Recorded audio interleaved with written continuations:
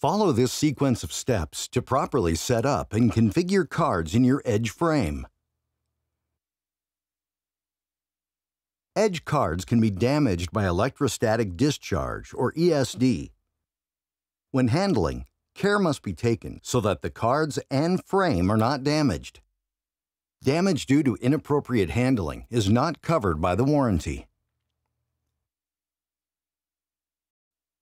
The following precautions must be taken.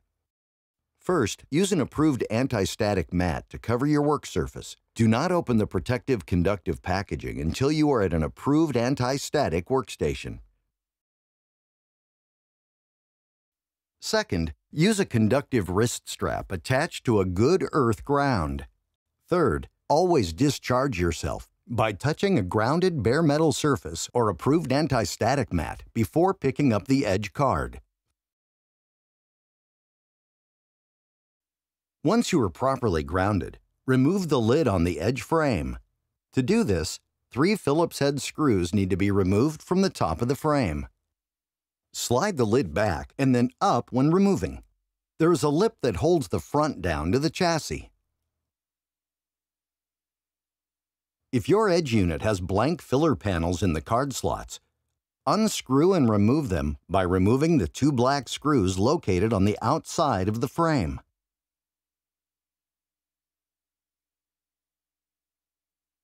To remove an installed card, first, remove the 2 stainless steel screws that mount the card bracket to the card.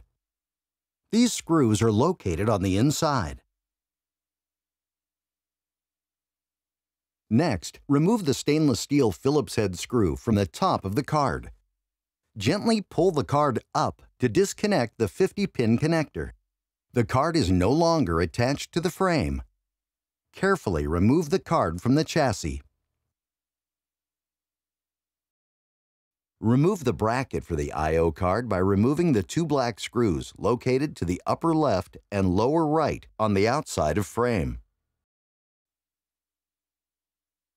To install a new card, mount the bracket for the new I/O card to the frame chassis using the 2 black screws provided.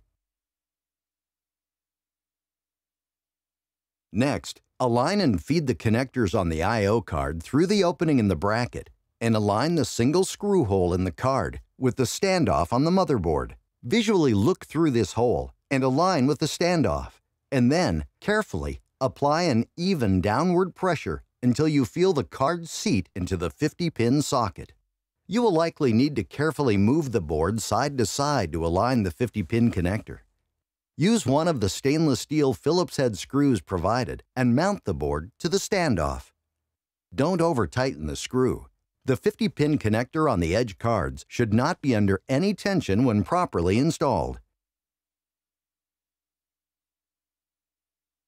Now, install and tighten the 2 screws that mount the bracket to the card. This should always be the last step before replacing the lid. Finally, replace the lid.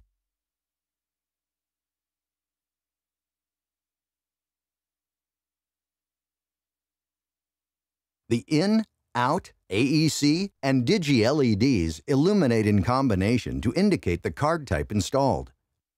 For example, an in illuminates to indicate an analog mic line input card, whereas in and digi illuminate to indicate a digital input card.